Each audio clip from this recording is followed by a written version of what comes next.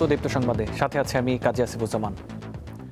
টানা বৃষ্টিতে চট্টগ্রাম শহরের বিভিন্ন এলাকায় জলাবদ্ধতা সৃষ্টি হয়েছে। আগ্রাবাদ, চকবাজার, বাকলিয়া, চান্দগাঁও সহ অনেক জায়গায় পানি জমে আছে। ভারী বৃষ্টির পর নিচু এলাকায় পানি জমতে শুরু করে। কোথাও হাঁটু পানি, কোথাও আবার এর চেয়েও বেশি। এই অবস্থায় যানবাহন চলাচল ব্যাহত হচ্ছে, সৃষ্টি হচ্ছে যানজট। সবচেয়ে বেশি দুর্ভোগে পড়েছে আগ্রাবাদ, চকবাজার, বাকলিয়া, কাজিরহাট, হালিশহর ও চান্দগাঁওয়ের বাসিন্দারা। বেশ কিছু এলাকায় বাসাবাড়ি ও দোকানে পানি ঢুকে পড়েছে। এতে সীমাহীন দুর্ভোগে পড়েছে নগরবাসী। বন্দরনগরের জলাবদ্ধতার খবর সংগ্রহ করছেন সহকর্মী রুনা আনসারি। তিনি যোগ দিচ্ছেন আরও তথ্য নিয়ে। রুনা, এই মুহূর্তে জলাবদ্ধতার অবস্থা কেমন দেখছেন আমাদের জানান। গত 24 ঘন্টায় 333 মিলিমিটার বৃষ্টিপাত রেকর্ড করা হয়েছে। এটি এবছরের সবচেয়ে বেশি মিলিমিটার বৃষ্টিপাত হয়েছে। আমরা দেখছি চট্টগ্রামের কাতালগঞ্জে কিন্তু হাঁটু পরিমাণ পানি। সকাল থেকে এখানে চট্টগ্রামের সিটি মেয়র তিনি বিভিন্ন রাস্তাগুলো তিনি ঘুরে দেখেছেন, কিন্তু সংশ্লিষ্টরা বলছেন কোথাও পানি নেই। কিন্তু আমরা সরেজমিনে দেখেছি চট্টগ্রামের কাতালগঞ্জ, মুরাদপুর, চকবাজার, বাকলিয়া এইসব জায়গায় কিন্তু অনেক বেশি পানি। সাধারণ মানুষ বলছে চট্টগ্রামের সবচেয়ে বেশি পুরনো এবং স্বনামধন্য আবাসিক এলাকা হচ্ছে এটি। এখানে যদি এভাবে এতটুকু পানি থাকে তাহলে সাধারণ মানুষের যে দুর্ভোগ, সেই দুর্ভোগ থেকে তারা কিভাবে লাঘব পাবেন। এবং চট্টগ্রামে যে জলাবদ্ধতার প্রকল্পের কাজ হচ্ছে, সেই প্রকল্পের কাজের কারণে বেশ কিছু জায়গায় কিন্তু রিটার্নিং যে দেয়াল দেওয়া হয়েছিল, সেই দেয়ালগুলো ভেঙে দেওয়ার পর, বাঁধগুলো ভেঙে দেওয়ার পরে কিন্তু প্রবর্তকের মোড়ে এবছর এই বৃষ্টিতে পানি হয়নি, যেটি গত 2 মাস আগে কোমর থেকে একদম বুক পর্যন্ত পানি ছিল। তবে কাতালগঞ্জ, চকবাজার, বাকলিয়া এবং বাদুরতলা, অন্যান্য যে মুরাদপুর, এসব জায়গাগুলোতে কিন্তু এখনো পর্যন্ত পানি রয়েছে। যে পানির সংকট থেকে, পানির যে অভিশাপ, সে অভিশাপ থেকে মুক্তি পাওয়ার জন্য সাধারণ মানুষ বলছে অনতিবিলম্বে যদি এই প্রকল্পের কাজে সংশ্লিষ্টরা মনোযোগী না হয় বা প্রকল্পের কাজ যদি সঠিকভাবে শেষ করা না হয়, তাহলে মানুষের যে দুর্ভোগ, সেই দুর্ভোগ কিন্তু কোনোভাবে কমছে না। নিশ্চয়ই আপনারা দেখছেন আমাদের ক্যামেরার চোখে মানুষের কি পরিমাণ দুর্ভোগ হচ্ছে। এই কাতালগঞ্জের 4টি রোড রাস্তা রয়েছে এখানে, 1 নাম্বার, 2 নাম্বার, 3 নাম্বার সড়ক, 4টা রাস্তায় কিন্তু এভাবে পানিবন্দী মানুষ। এখানে আবাসিক এলাকা, এটি একদম সবচেয়ে পুরনো একটি আবাসিক এলাকা চট্টগ্রামে। সেই আবাসিক এলাকার মানুষগুলো কিন্তু ঘরবন্দি, তারা কোনোভাবে ঘর থেকে বের হতে পারছে না। যারা রিক্সা নিয়ে যাতায়াত করছে তারা যেতে পারছে, এছাড়া কিন্তু প্রাইভেট গাড়িগুলো কিন্তু এখান থেকে বের করা সম্ভব হচ্ছে না। এখানে রয়েছে বেশ কয়েকটি প্রাইভেট হাসপাতাল, সেই হাসপাতালে রোগীদেরও কিন্তু দুর্ভোগে পড়তে হচ্ছে, কারণ যেহেতু যাতায়াতের রাস্তায় এভাবে পানি, যার কারণে সাধারণ রোগীকে আনা নেওয়া থেকে নিয়ে মানুষের যে সাধারণ দৈনন্দিন কাজ, সেই দৈনন্দিন কাজগুলোতে কিন্তু মানুষের চরম দুর্ভোগ পোহাতে হচ্ছে। এবং কিছুক্ষণ আগে সিটি মেয়র যেটি বলেছেন কোথাও পানি নেই, আসলে তিনি হয়তো সবগুলো রাস্তা দেখেছেন কিনা জানি না, কিন্তু আমরা দেখছি একদমই আমাদের ক্যামেরার চোখে কাতালগঞ্জের এই জায়গাটিতে এভাবে হাঁটু থেকে কোমর পর্যন্ত পানি। চকবাজারও কিন্তু এতটুকু পানি দেখেছি আমরা, এবং বাদুরতলায় কিন্তু ঠিক এই সম পরিমাণ পানি। এছাড়া চট্টগ্রামের হালিশহরও কিন্তু অনেকটুকু জায়গায় পানি রয়েছে, এবং নিম্ন জায়গাগুলোর মধ্যে শুধু আমরা দেখি যে প্রবর্তকের মোড় কিন্তু পানি হয়নি। প্রবর্তকের মোড় এবং মুরাদপুর এই জায়গায় কিন্তু পানি হয়নি। 2 নাম্বার গেটের কাছেও কিন্তু কিছুটা পানি কমে। এছাড়া কিন্তু অন্যান্য যে প্রতি বছর পানি হয় বর্ষাতে, সেই জায়গাগুলোতে কিন্তু পানি এখনো রয়েছে এবং মানুষের চরম দুর্ভোগ পোহাতে হচ্ছে। আবহাওয়া অধিদপ্তর বলেছে বৃষ্টি কিন্তু আরো স্থায়ী হতে পারে, এবং বৃষ্টি যদি আরো স্থায়ী হয় তাহলে এখানে যেহেতু পাহাড় রয়েছে, পাহাড়ে অবৈধ বসবাসকারীরা রয়েছে, ঝুঁকিপূর্ণ বসবাসকারীরা, তাদেরকে সরিয়ে নেওয়ার জন্য জেলা প্রশাসকের পক্ষ থেকে গত রাত থেকে কিন্তু মাইকিং করা হচ্ছে, এবং মাইকিং এর পরে তাদেরকে সেখান থেকে সরিয়ে যাওয়ার জন্য বলা হচ্ছে, এবং ঝুঁকিপূর্ণ পাহাড় ধসেরও আশঙ্কা করছেন সংশ্লিষ্টরা। তো চট্টগ্রামের আসলে যে নিম্নাঞ্চলের বেশ কিছু জায়গায় কিন্তু মানুষ দুর্ভোগে পড়েছেন পানির জন্য। আসিফ ছিলেন রুনা আনসারি। রুনা, আপনাকে ধন্যবাদ। ভারী বৃষ্টিপাতের কারণে 10 জুলাই পর্যন্ত বান্দরবানের সব পর্যটন কেন্দ্র বন্ধ ঘোষণা করেছে জেলা প্রশাসন। সোমবার রাত 9টায় জেলা প্রশাসক স্বাক্ষরিত গণবিজ্ঞপ্তিতে এই তথ্য জানানো হয়। এতে বলা হয়, পার্বত্য জেলা বান্দরবানে টানা ভারী বর্ষণের কারণে বিভিন্ন স্থানে যোগাযোগ ব্যবস্থায় ঝুঁকির আশঙ্কা রয়েছে। তাই সব পর্যটন কেন্দ্র, ঝর্ণা, নদীপথ, দুর্গম এলাকা ও ঝুঁকিপূর্ণ স্থানে পর্যটক সহ সর্বসাধারণের প্রবেশ নিষিদ্ধ থাকবে। এদিকে টানা বর্ষণে সাঙ্গু নদীতে পানি বেড়ে গেছে, ফলে বৈরী পরিস্থিতিতে তিন্দু ও রেমাক্রি এলাকায় শতাধিক পর্যটক আটকা পড়েছে। বান্দরবানের পরিস্থিতি জানাতে যুক্ত হচ্ছেন সহকর্মী কমুই অং মার্মা। কমই এই মুহূর্তে বৃষ্টিপাত কেমন হচ্ছে আর আটকে পড়া পর্যটকদের উদ্ধারে কোনো তৎপরতা দেখতে পাচ্ছেন কি আমাদের জানান। ধন্যবাদ আসিফ, আপনি যেমনটি বলেছেন 3 দিনের টানা ভারী বর্ষণের কারণে বান্দরবানে সাঙ্গু ও মাতামুহুরী নদীর পানি বেড়েছে। এর ফলে এই যে টানা ভারী বর্ষণ অব্যাহত থাকায় যে কিছু কিছু এলাকায় যে পাহাড় ধসের ঘটনাও ঘটেছে, তবে এই ঘটনায় প্রাণহানির কোনো ঘটনা না ঘটলেও যে যোগাযোগ ব্যবস্থায় যে একটা ঝুঁকি রয়েছে, এর ফলে গতকাল রাত 9টায় জেলা প্রশাসক ফেরদৌস সানিউল যে 10 জুলাই পর্যন্ত যে সকল পর্যটন কেন্দ্রগুলো বন্ধ রাখার জন্য উনি একটা বিজ্ঞপ্তি জারি করেছেন। সেই বিজ্ঞপ্তিতে বলা হয় ঝিরি নদী এবং যে এই সড়ক পথে যাতায়াতে যেহেতু যে পাহাড় ধসের মতো ঝুঁকি রয়েছে, সেহেতু সব পর্যটন কেন্দ্র এলাকাগুলোকে 10 জুলাই পর্যন্ত বন্ধ ঘোষণা করা হয়েছে। এর ফলে এই যে বান্দরবানের থানচির, তিন্দুর, নাফাখুমে 69 জন এবং জিন্নাপাড়ায় 3 জন পর্যটক সহ 21 জন পর্যটক, সব মিলে প্রায় শতাধিক পর্যটক আটকা পড়েছে। এবং এই যে সাঙ্গু নদীর পানি বেড়ে যাওয়ায় সাঙ্গু নদী এবং যে সাঙ্গু নদীর তীরবর্তী এলাকায় যে সমস্ত ঘরবাড়ি আছে, সেগুলো কয়েকটি ঘরবাড়ি এর মধ্যে তলিয়ে গেছে। আমরা জেলা প্রশাসক ফেরদৌস সানিউলের সাথে কথা বলেছি, তিনি জানিয়েছেন যে নিম্নাঞ্চলে বসবাসরত এবং সাঙ্গু নদীর তীরবর্তী এলাকায় যে সমস্ত মানুষজন বসবাস করে তাদেরকে আশ্রয় কেন্দ্রে নিয়ে যাওয়ার জন্য তারা উৎসাহিত করছেন। এবং এর মধ্যে বান্দরবানে 220টি আশ্রয় কেন্দ্র খোলা হয়েছে এবং এই যে পর্যটক যারা আটকা পড়েছেন তাদেরকে এই বৈরী আবহাওয়া কাটিয়ে না ওঠা পর্যন্ত তাদেরকে কখন যে উদ্ধার করা হবে সে ব্যাপারে প্রশাসন এখনো কিছু জানায়নি। আসিফ, এই ছিল বান্দরবান থেকে সর্বশেষ তথ্য। ছিলেন কমই অংমারমা।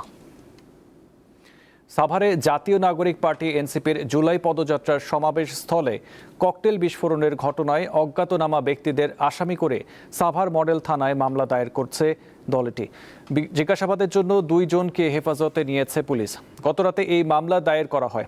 এ সময় এনসিপির আহ্বায়ক নাহিদ ইসলাম দাবি করেন, সমাবেশ চলাকালে বিদ্যুৎ বন্ধ করে পরিকল্পিতভাবে হামলা চালানো হয়েছে। ঘটনার পরপরই ঘটনাস্থল পরিদর্শন এবং আহতদের দেখতে হাসপাতালে যান ঢাকা জেলার পুলিশ সুপার শামীমা পারভিন। তিনি জানান, সমাবেশ চলাকালে বিদ্যুৎ চলে যাওয়ার বিষয়টি সহ ঘটনার সব দিক তদন্ত করে দেখা হচ্ছে। দ্রুত জড়িতদের শনাক্ত করে আইনের আওতায় আনার আশ্বাস দেন তিনি। এই ঘটনায় জেলা পুলিশের পক্ষ থেকে 3 সদস্যের একটি তদন্ত কমিটি গঠন করা হয়েছে বলেও জানান তিনি। সোমবার রাতে সাভারের তারাপুর মাঠে এনসিপির জুলাই পদযাত্রা শেষে আয়োজিত সমাবেশ চলাকালে ককটেল বিস্ফোরণ ঘটে।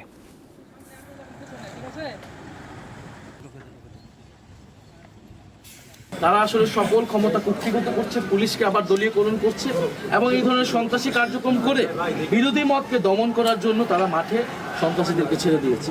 তবে সরকার এই পরিকল্পনা যদি থেকে থাকে তারা এটাতে সফল হবে না। আজকে আপনারা জানেন যে বিদ্যুৎ নিয়েই কিন্তু আজকে এই যে বিদ্যুৎ বন্ধ করে খুবই পরিকল্পিতভাবে এই হামলাটা করছে।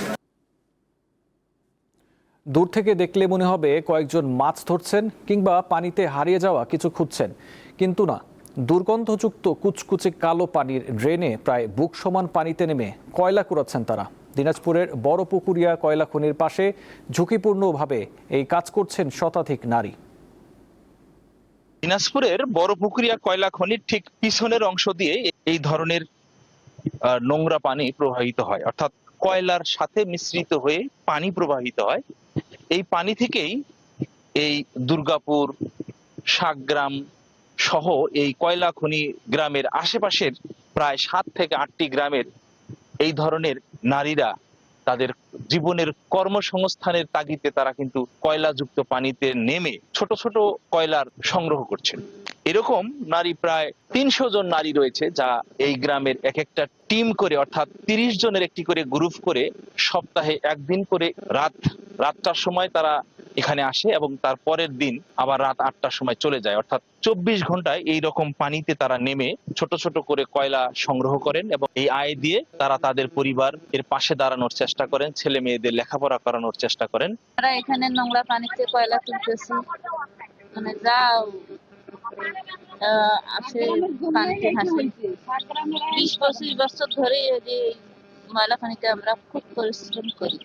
সরকারের কাছে দাবি আমাদের ছেলে স্বামীকে যদি একটু চাকরি টাকরি দেয়, আমাদের কিছু খাটো আমাদের লেখাপড়া আছে, আমাদেরকে যদি কিছু কর্ম দেয়, আমরা কর্ম খাই খাবো, এটা কষ্ট করবো না। হাতি যে রাখার পাওয়া গেছে, এখন ওই যে বসে থাকে, এখন এইগুলো করে ওতে 10-20 টাকা পাইলেও পরিশ্রম করে, অত সংসার তো চলে না। এই যে ময়লা পানি যাচ্ছে, যে পায়ে যে ঘাও হয়, খাটতে পারিনি। এই নারীদের সরকারের কাছে তারা দাবি করেছেন স্বল্প সময়ের মধ্যে বেশ কিছু সরকারের উপকারভোগী কর্মসূচি চালু করেছেন। এদেরকে সেই কর্মসূচির আওতায় এনে তাদের স্থায়ীভাবে কর্মসংস্থান সৃষ্টি করা পাশাপাশি ভালোভাবে চলতে চায় এই কর্মজীবী নারীরা। সুলতান মাহমুদ, দীপ্ত টেলিভিশন, বড়পুকুরিয়া, দিনাজপুর। কক্সবাজারের চকরিয়ায় গর্জন বনের ভেতরে হাতির চলার পথে হবে পাকা সড়ক। বন বিভাগকে না জানিয়ে সংরক্ষিত ওই বনে সড়ক তৈরির উদ্যোগ নিয়েছে এলজিইডি। এজন্য প্রকল্পের মাঝপথে এসে বন বিভাগের কাছে অনাপত্তিপত্র চেয়েছেন স্থানীয় সংসদ সদস্য। পরিবেশ ও বন্যপ্রাণী সংরক্ষণ কর্মীরা বলছেন, গর্জন বনের মাঝ দিয়ে সড়ক নির্মিত হলে মানুষ ও হাতির সংঘাত বাড়বে, হুমকির মুখে পড়বে জীববৈচিত্র্য। চট্টগ্রাম কক্সবাজার মহাসড়কের চকরিয়া অংশে নেমে বায়ে গেলে খুঁটাখালী বাজার। এখান থেকে পূর্ব দিকের সড়ক ধরে 1.5 থেকে 2 কিলোমিটার গেলে মধুশিয়া গর্জন বন। বনের ভেতরে ঢুকতেই চোখে পড়ে সারি সারি গর্জন গাছ। নির্জন বনভূমির ভিতরে হাঁটার সরু পথ জুড়ে ছড়িয়ে আছে হাতির পায়ের ছাপ, কোথাও কোথাও মল। এসবই বলে দেয় এ পথে এখনো হাতি চলাচল করে। স্থানীয়রা জানান, হাতির সঙ্গে তাদের সহাবস্থান দীর্ঘদিনের। খাদ্য সংগ্রহে প্রতিদিন মধুশিয়া বনে আসা যাওয়ায় এ পথে বিনা বাধায় চলাচল করে হাতি।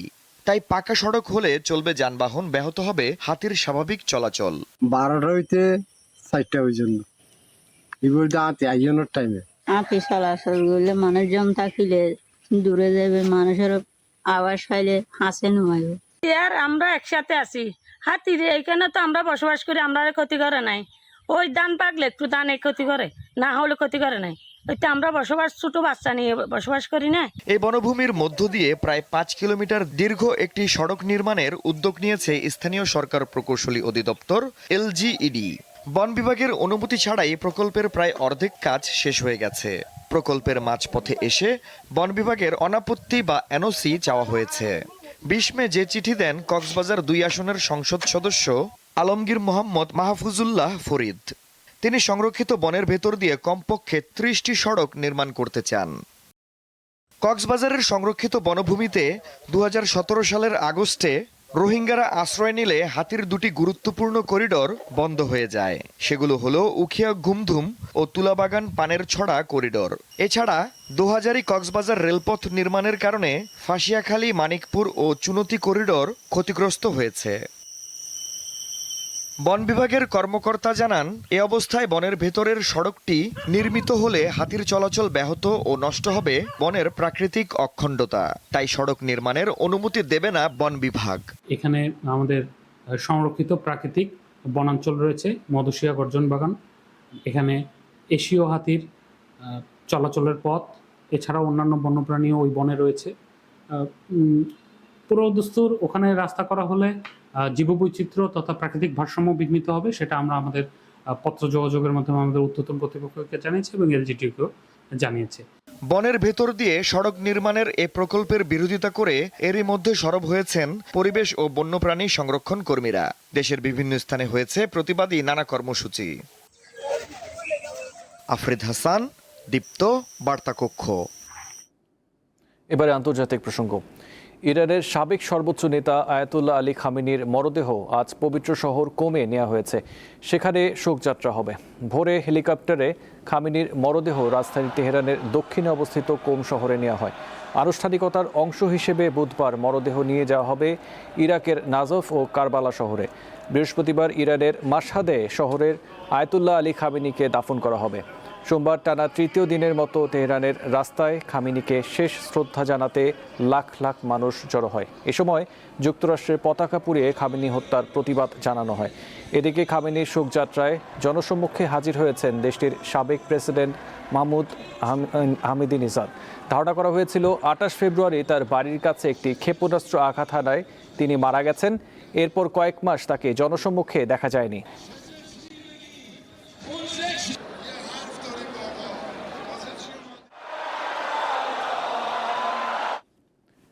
হরমুজ প্রণালীর ওমান উপকূলের কাছে একটি বাণিজ্যিক জাহাজ হামলার শিকার হয়েছে। আজ এ তথ্য জানিয়েছে ব্রিটিশ সামুদ্রিক নিরাপত্তা সংস্থা মেরিটাইম ট্রেড অপারেশনস। স্থানীয় সময় সোমবার একটি তেলবাহী ট্যাঙ্কারে এই হামলার ঘটনা ঘটেছে। এতে ট্যাঙ্কারটিতে আগুন ধরে যায়, তবে এই ঘটনায় কোনো হতাহত বা পরিবেশগত ক্ষয়ক্ষতির খবর পাওয়া যায়নি। কারা হামলা করেছে সে বিষয়েও কিছু নিশ্চিত হওয়া যায়নি। যুক্তরাষ্ট্র ও ইরানের মধ্যে যুদ্ধবিরতি ও শান্তি আলোচনা চলমান থাকা সত্ত্বেও গুরুত্বপূর্ণ এই নৌপথে হামলার এই ঘটনা ঘটেছে।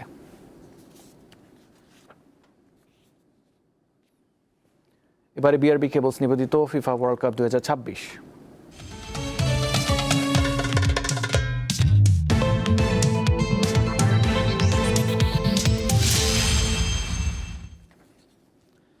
বিশ্বকাপে পর্তুগালকে 1-0 গোলে হারিয়ে কোয়ার্টার ফাইনালে উঠল স্পেন। শেষ 16তে স্বাগতিক যুক্তরাষ্ট্রকে 4-1 গোলে উড়িয়ে দিয়ে দাপটের সঙ্গে কোয়ার্টার ফাইনাল নিশ্চিত করেছে বেলজিয়াম।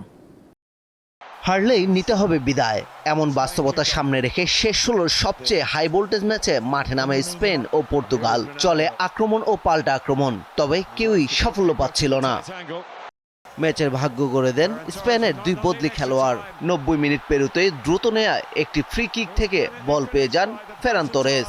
বল নিয়ন্ত্রণে এনে মিকেল মেরিনোর উদ্দেশ্যে দারুণ এক থ্রো পাস বাড়ান তিনি। তার নিখুঁত ফিনিশিংয়ে বল জালে জড়ায়।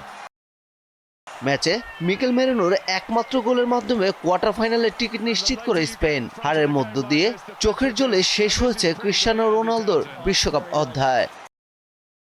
এদিকে যুক্তরাষ্ট্রের বিপক্ষে ম্যাচের শুরু থেকেই আক্রমণের ঝড় তুলে বেলজিয়াম। শেষ 16তে স্বাগতিক যুক্তরাষ্ট্রকে 4-1 গোলে উড়িয়ে দাপটের সঙ্গে কোয়ার্টার ফাইনালে উঠে তারা।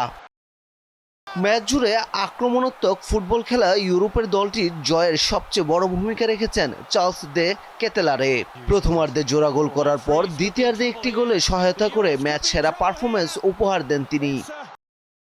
কোয়ার্টার ফাইনালে বেলজিয়ামের প্রতিপক্ষ এবারের বিশ্বকাপের অন্যতম ফেভারিট স্পেন। পারভেজ খোকন, দীপ্ত স্পোর্টস। স্পেন পর্তুগাল ম্যাচের শেষ বাঁশি বাজার সাথে সাথে তৈরি হয় এক আবেগঘন মুহূর্ত। স্পেনের কাছে হেরে পর্তুগালের বিদায়ের চেয়ে বড় বিষয় হয়ে ওঠে বিশ্বকাপে ক্রিস্টিয়ানো রোনালদোর শেষ ম্যাচের বিষয়টি। হতাশা ও বিষণ্ণতায় ভরা তার চোখ দুটি কান্না লুকানোর চেষ্টা করে ব্যর্থ হলো। নিজে বহুবার বলেছেন, আমি যখন চাইব তখন অবসর নিব, আপনারা যখন চান তখন নয়। সেই ক্রিস্টিয়ানো রোনালদো এবার সত্যি সত্যি বুট জোড়া তুলে রাখার ঘোষণা দিলেন।